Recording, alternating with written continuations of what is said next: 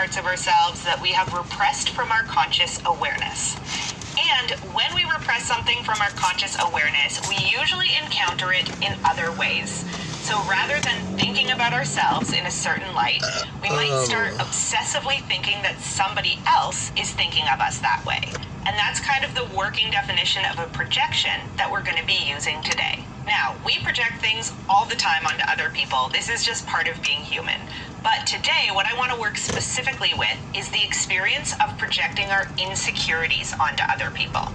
Insecurities kind of represent the gap between where we are in life and where we would like to be. Or in other language, the gap between who we are and the kind of idealized version of ourselves that we might have inside our own heads. And sometimes it can be really difficult for us to reckon with what's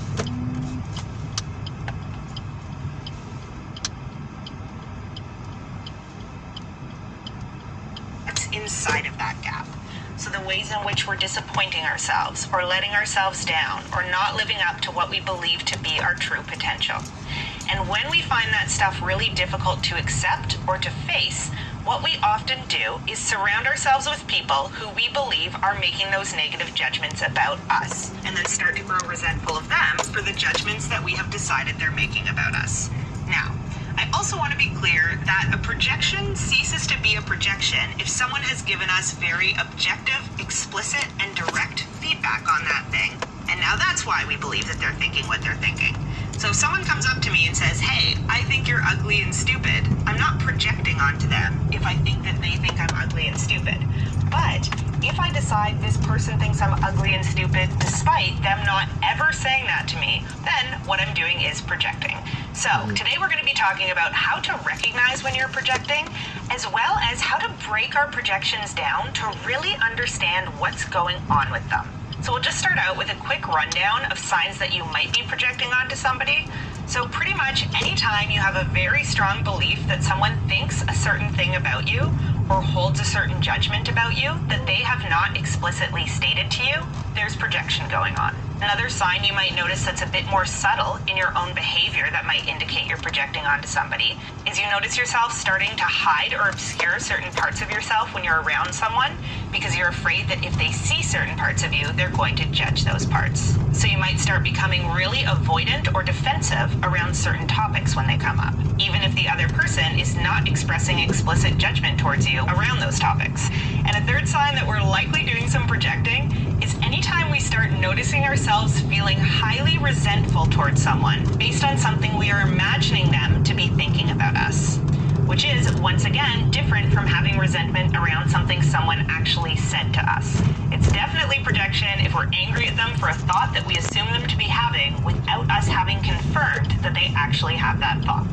So, when we break down projections, there is one kind of immediate impulse that I think comes up for pretty much everybody, which is, am I projecting or am I right? Right? It can be hard to know. Am I accurately picking up on what I think someone is judging me for? Or am I projecting my own beliefs outward onto that person when really they don't have that judgment about me at all? And if we're being really honest with ourselves, I think that the truth is usually somewhere in the middle. So there's kind of a Venn diagram between what we think someone is thinking of us and what they're actually thinking of us. And the better we know someone, the more likely those diagrams are to overlap neatly. But the less we know someone, the more we're probably getting wrong. But there's a third factor that I think is really important to take into account, which is what I want to spend the rest of this video honing in on, which is that often what we're projecting onto people is not an objective piece of information.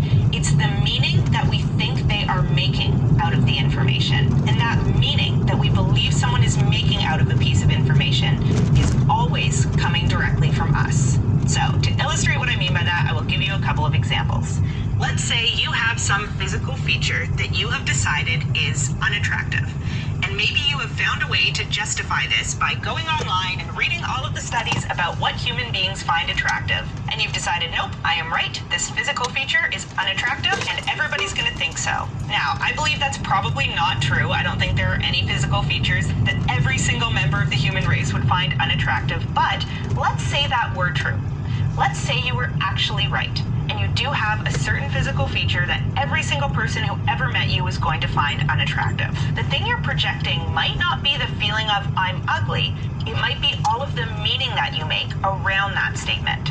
So you might decide, I'm ugly, ergo, I will never find love. I'm ugly, ergo, everybody is pitying me. I'm ugly, ergo, everybody is disgusted by me.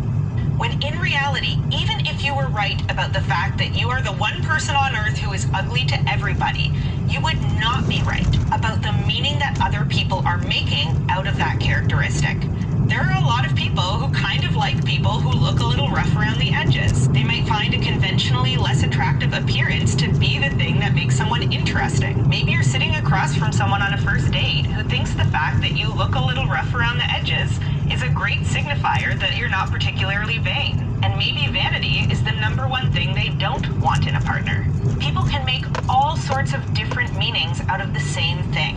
So what we want to look at here is the meaning that we're making out of what we're projecting.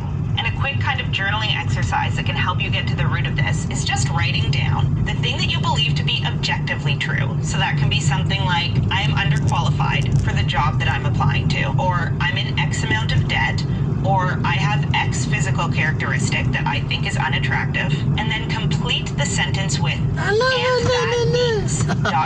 Dwift! And then write as Tokyo many things as you Dwift! can immediately think of that come up when you try to make meaning out of what that thing you're insecure about is. So maybe I'm applying for a job and I am truly underqualified. I literally do not meet the qualifications for the job. And somebody else who I know is applying is overqualified for the position or perfectly qualified for it. I might make that mean that I'm not going to get the job, when in reality, I don't know exactly what this company's decision-making criteria is when it comes to hiring. So I might sit down and write, I am underqualified, and that means ... I'm not going to get the job. I'm not going to get any job. I shouldn't even bother applying. If they offer me an interview, I shouldn't go. I'm not just noticing the objective criteria of my qualifications, I'm making a ton of meaning around it. And that meaning is likely what I'm going to be projecting onto the person interviewing me if, let's say, I get an interview. Maybe what that person is looking for is someone who is a little bit underqualified because they want someone who's coachable and adaptable and can be flexible in their position. Maybe they found that in the past, when they hire candidates who are overqualified, there tends to be higher turnover. Maybe there are things like attitude or company culture fit that are much more important to the person doing the hiring than your technical qualifications. So the meaning that you are making out of you being underqualified might not at all be accurate to the meaning the other person makes out of the same objective information, which is you being underqualified. Ikot ka na lang, If imbis you're na totally tumawid pa aligned ako. on what you believe is an objective so ganun na lang, fact, like I'm in Well, hindi, X amount of naghihintay kasi debt, ako. or I haven't achieved X Minsan. Okay na din, things umikot in my ka na. career, or I have a certain Di bale. body part that looks a certain way, Kung you might ano, be really kung may misaligned space. on the and that means part of things. Pero kasi You might usually make a pag whole bunch naghihintay ka, of ang meaning layo out of mo these eh, things, nandun while ka other sa people ano eh. are making totally Yeah. different Ka pa. meaning out of it. Sige. And that's the part that gets interesting, is looking not just at what we So, think si Mami people nasa have bahay. objectively Yeah. noticed about Si us, Daddy pumasok. but what we Yeah. think they are making that mean. Often, that's a very direct gateway into what we are making that thing mean. So I remember there was one point in my life where I developed Bukas na yung really Lola Amor strong concert, limerence ha? around Yeah. this person who was in my social group. And I remember telling myself Grabe, the oh, story Diyos. that they would never Yan want yung si to vape date yan. because I'd Vape seen yun. them I go mean- through a couple of Mas malaki yung relationships, usok eh, vape. and Yeah, all yeah. of the women they had dated in the past had a very specific body type. And it was not similar to my body type. So I made this whole story in my head that despite myself and this other person getting along super well, there was never a world in which they would want to date me.